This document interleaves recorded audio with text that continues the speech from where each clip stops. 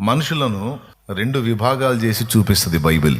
మళ్ళీ చెప్తా, ఆదికాండం నుండి ప్రకటన గ్రంథం వరకు 66 పుస్తకాల బైబిల్ మనుషుల్ని రెండు భాగాలుగా చూపిస్తుంది. ఒకటి నీతిమంతులు, రెండు అనీతిమంతులు. ఒకటి దేవుని ప్రజలు, రెండు దేవుని ప్రజలు కాని అన్యజనులు. రెండు. అలాగే రెండు మార్గాలు చెప్పిద్ది. ఒకటి ఇరుకు మార్గం, రెండు విశాల మార్గం. అలాగే రెండు తీర్పులు చెప్పిద్ది. ఒకటి న్యాయపీఠపు తీర్పు, రెండు ధవళ సింహాసనపు తీర్పు. అలాగే రెండు గమ్యాలు చెప్పుద్ది. ఒకటి పరలోకం, నిత్య జీవం. కొంతమంది గమ్యం అయితే కొంతమంది గమ్యం నిత్య నరకం. రెండు గమ్యాలు, రెండు మార్గాలు. అలాగే రెండు తీర్పులు, అలాగే రెండు రకాల వ్యక్తులు. ఇందులో నీతిమంతులు అన్నాడు, అనీతిమంతులు అన్నాడు, దేవుని ప్రజలు అన్నాడు, అన్యజనులు అన్నాడు. ఇంకా విధేయులు ఉన్న మనుషుల్లో రెండు భాగాలు: విధేయులు, అవిధేయులు, విశ్వాసులు, అవిశ్వాసులు. రెండు భాగాలు. ఇట్లా మొత్తం మీరు అబ్జర్వ్ చేయండి. ప్రారంభం నుంచి ముగింపు దాకా ఈ ఇద్దరి మీదే ప్రయాణం చేస్తుంటుంది బైబిల్. వాళ్ళని గూర్చిన ఉపదేశం మీదనే బైబిల్ అంతా తిరుగుద్ది. భక్తులు, భక్తిహీనులు. భక్తులు, భక్తిహీనులు. ఇకపోతే ఇప్పుడు ఆదాం దగ్గర నుంచి వద్దాం. ఆదాం భక్తిపరుడు, హవ్వ బలహీనురాలు. ఓకే. ఆ తర్వాత జంట ఎవరంటే కయ్యను, హేబెలు. హేబెలు భక్తిపరుడు, విశ్వాసం కలిగినవాడు, విధేయుడు. కయ్యను అవిధేయుడు. ఈ రకంగా మీరు గమనిస్తే వాళ్ళు వీళ్ళు ఇద్దరు కనపడతారు. మానవ జాతి మొత్తాన్ని కూడా రెండుగా విభజించాడు దేవుడు. బాగా వినండి. మానవ జాతి మొత్తాన్ని కూడా రెండుగా విభజించాడు. ఒకటి భక్తిపరులు, రెండు భక్తిహీనులు. భక్తిపరుల్లో ఎవరెవరు ఉంటారు, భక్తిపరుల లక్షణాలు ఏంటి అనేది బైబిల్ చెప్పింది.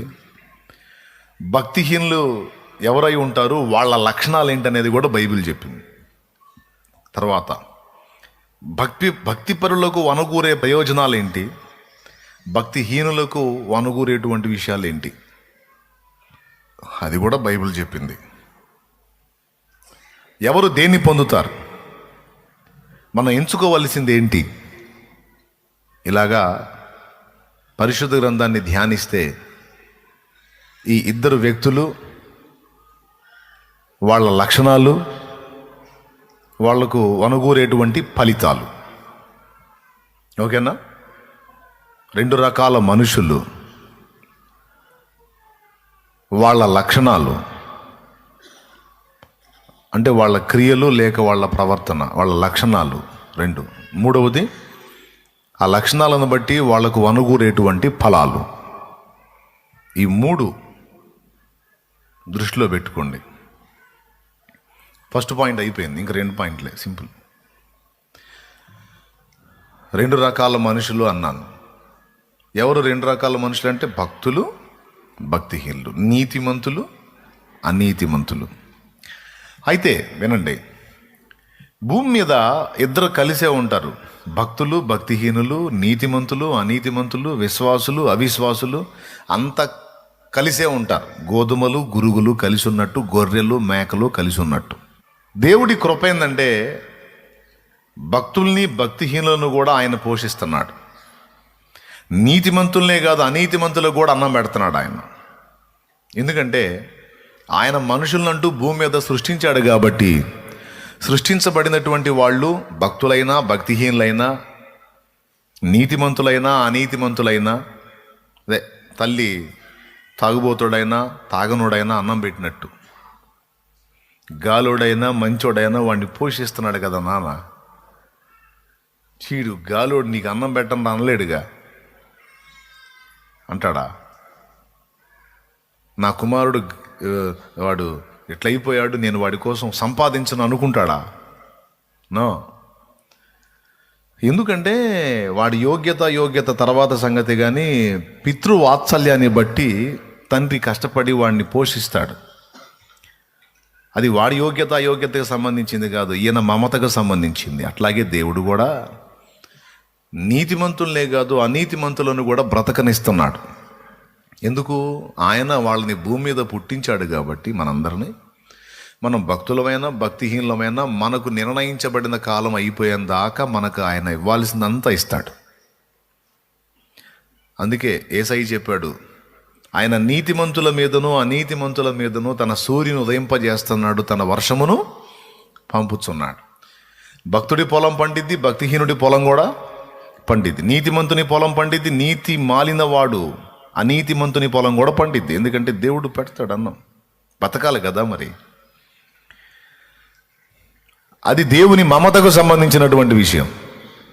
నీకు డౌట్ వస్తుంది, నేను ఇంత మంచివాడిని, నేను ఇలా బతుకుతున్నాను, వాడంత దరిద్రపోడు, వాడెట్ట బతుకుతున్నాడంటే వాడు దరిద్రపోడైనా సరే, వాడు అనీతిమంతుడైనా సరే దేవుడు వాడికి కూడా అన్నం పెడతాడు. అది దేవుని నీతి, అది దేవుని మంచితనం, ఆయన వాత్సల్యం, ఆయన పితృవాత్సల్యం. అది అడిగేటప్పుడు అడుగుతాడు, లెక్క తీసేటప్పుడు తీస్తాడు. విమర్శించే దినం ఒకటి ఉంది. ఆ విమర్శ దినం వరకు భూమి మీద పంపించినటువంటి వాళ్ళందరికీ కూడా చేయాల్సిన న్యాయం అంతా దేవుడు చేస్తాడు. ఆయన వైపు నుంచి ఏ తప్పు ఉంచుకోడు. ఏదన్నా లెక్కలు కడితే మనల్ని కట్టాల్సిందే. కాబట్టి ఇప్పుడు భూమి మీద ఉన్నటువంటి మనుషులు 2 రకాలు చెప్పాను కదా, అందులో మనం ఏ గుంపులో ఉండాలనేది మనమే నిర్ణయించుకోవాలి. నీతిమంతుల గుంపులో ఉండాలా, నీతి మాలిన గుంపులో ఉండాలా? విశ్వాసుల గుంపులో ఉండాలా, అవిశ్వాసుల గుంపులో ఉండాలా? పరిశుద్ధుల గుంపులో ఉండాలా, పాపుల గుంపులో ఉండాలా? భక్తిపరుల గుంపులో ఉండాలా, భక్తిహీనుల గుంపులో ఉండాలా? ఏ గుంపులో ఉండాలి అనేది మనమే నిర్ణయించుకోవాలి. ఇక్కడ నిర్ణయాధికారం నీదే, స్వేచ్ఛ నీకే ఇవ్వబడింది. నీ భవిష్యత్తుని, నీ జీవితాన్ని నువ్వు ఎలా డిజైన్ చేసుకుంటావో ఆ బ్రష్ నీకే ఇచ్చాడు. వేసుకోరా, నీ లైఫ్ ఆర్ట్ నువ్వే వేసుకోని, నీ బ్రతుకు నమూనాని నువ్వే గీసుకోమని బ్రష్ కలర్ నీకే ఇచ్చాడు. గీసుకొని అట్ట గీసుకుంటే అట్ట అయిద్దిని. ఒక్కొక్కళ్ళు వాళ్ళ బతుకుల్ని రాసుకుంటున్నారు, రకరకాలుగా వేసుకుంటున్నారు వాళ్ళ సొంతానికి. మనమైతే అలా కాదు, నా బ్రతుకు చిత్రాన్ని దేవుడే గీయాలి, ఆయనే వేయాలని మనం ఆయన చేతికి అప్పచెప్పుకున్నాం. మీరైతే అలానే అప్పచెప్పుకున్నారని నేను అనుకుంటున్నా. మరి మీరు అలానే ఉన్నారా, లేకపోతే మీరు సొంత పెయింటింగ్ వేసుకుంటున్నారా? కొంతమంది ఉంటారు అట్లా వేసుకుంటారు, మళ్ళీ దేవుని దగ్గరికి వస్తారులే కానీ వాళ్ళ పెయింట్ వాళ్ళే గీసుకుంటుంటారు. వాళ్ళ పెయింట్ అంటే వాళ్ళ బతుకు పెయింట్ అనమాట. వాళ్ళ బతుకు చిత్రం వాళ్ళే గీసుకుంటారు. మీరు ఎలా డిసైడ్ అయ్యారు? ఏ గుంపులో ఉండాలనుకుంటున్నారు మీరు? భక్తిపరుల గుంపులోనా, భక్తిహీనుల గుంపులోనా? భక్తిహీనుల గుంపులో అయితే ఎక్కడికెందుకు వస్తామన్నా, భక్తుల గుంపులో ఉందామని ఎక్కడికి వచ్చాం. అంటే అందరు ఆసక్తిగా రారు కదా, కొంతమంది బలవంతంగా తెస్తారులే. అందుకని చెబుతున్నా, ఈ ప్రశ్న కూడా అందుకు అడిగా. అందరూ ఇష్టపడి రారు. కొంతమంది గతి లేక వచ్చేవాళ్ళు ఉన్నారు, కొంతమంది గిఫ్ట్లు కాసించి వచ్చేవాళ్ళు ఉన్నారు, కొంతమంది మొహమాటానికి వచ్చేవాళ్ళు ఉన్నారు, ఏదో ఫ్రెండ్ రమ్మన్నాడని పిలిస్తే మొహమాటానికి వచ్చి కూర్చునే వాళ్ళు ఉన్నారు. అందుకని ఒక మాట వేసాను అన్నమాట. మీరు ఏ గుంపులో ఉండాలనుకుంటున్నారు?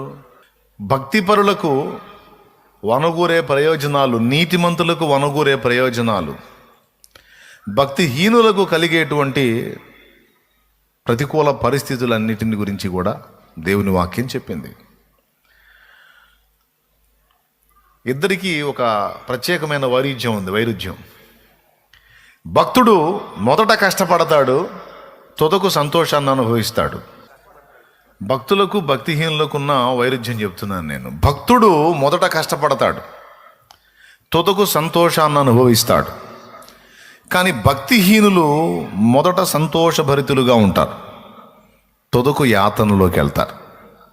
ఇది బైబిల్ ఆమూలాగ్రంగా చెబుతున్న సత్యం. మీకు మొదటి సంతోషం కావాలా, కడవరి సంతోషం కావాలా? అంటే మొదటి మెట్టులో శ్రమను అనుభవించడానికి ఇష్టపడుతున్నారా, రైట్, నాకు తెలియదు, గుర్తుపెట్టుకో, నువ్వు మాట అన్నావు.